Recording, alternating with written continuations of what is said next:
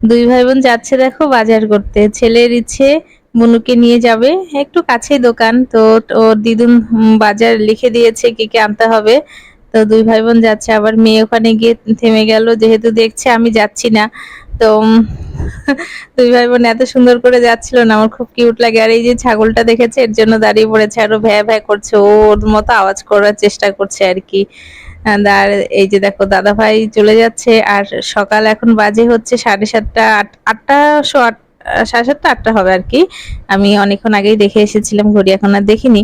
তো দেখো উম রোদের তাপ দেখো, এই রোদ্রের মধ্যে। তো আমি বললাম বাবা তুমি যাও, আজকে বুনুকে নিতে হবে না।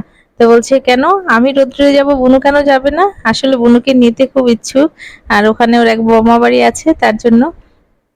তারপর একটু পরে বাড়ি যাব। তো বাড়িতে চলে এসেছি। এই দেখো মেয়ে খেলছে, বাড়িতে এসে একটু পাকো পাকো ভাব হয়ে গেছে, বড় বড় ভাব, 2 দিন মামা বাড়ি ঘুরে এসেছে না। তো খুব একটা পাকা পাকা ভাব করছে, মানে খুব দুষ্টুমি করছে এই 2 দিনের মধ্যে। তো দেখো সারাদিন থাকো সাথে।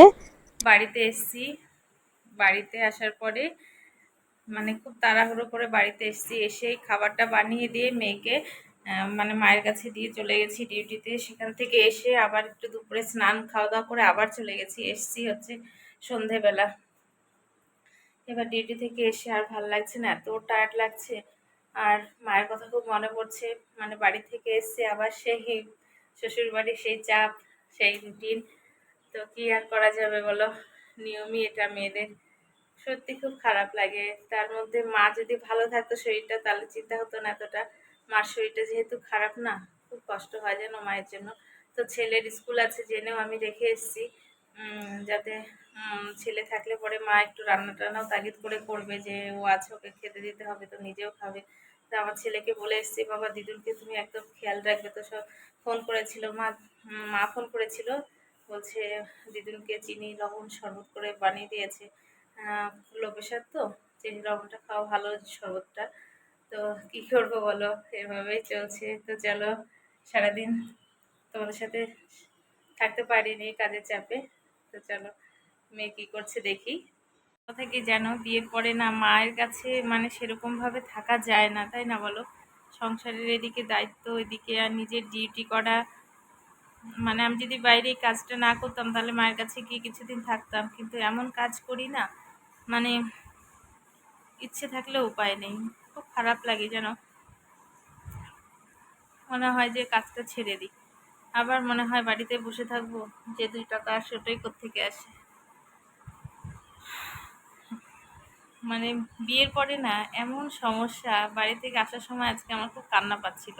কিন্তু আমি যদি চোখে জল দেখে মা আমার চোখে জল, তাহলে মা খুব কষ্ট পাবে। এর জন্য আমি মার দিকে তাকাতেও পারিনি। যাই হোক চলো। বাড়ি থেকে এলে না ভালো লাগে না, মনটা ভীষণ খারাপ লাগে। আর এখানে দেখো ভাতটা বসিয়ে দিলাম। মা দেখি আজকে করেছে আলুর ঝোল, আর ডাল করেছে, তোমাদের দেখাবো। ভাতটা বসিয়ে দিয়েছি, আর মেয়ে খুব খেলছে, খুব। ওর দাদাই ঠাম্মি আবার রাস্তায় ঘুরতে গেল।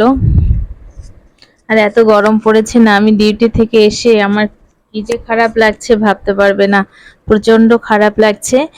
আর তারপরে একটু এসে চা করে দিলাম মাকে, আমি খেলাম, বরমশাইকে দিলাম। তারপরে একটু শুয়েছিলাম মেঝেতে, মেঝেতে একটু শুয়ে না শরীরটা একটু ভাল লেগেছে।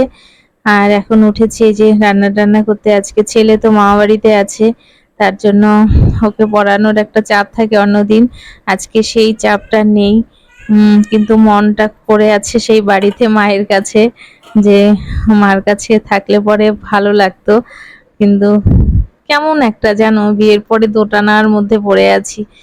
মনে হয় মায়ের কাছে থাকি, মার এত অসুবিধা, আবার এদিকে ছেলের পড়াশুনো, আমার ডিউটি, মানে সব মিলে না মানে এমন জিলেপির প্যাচের মধ্যে পড়ে আছি।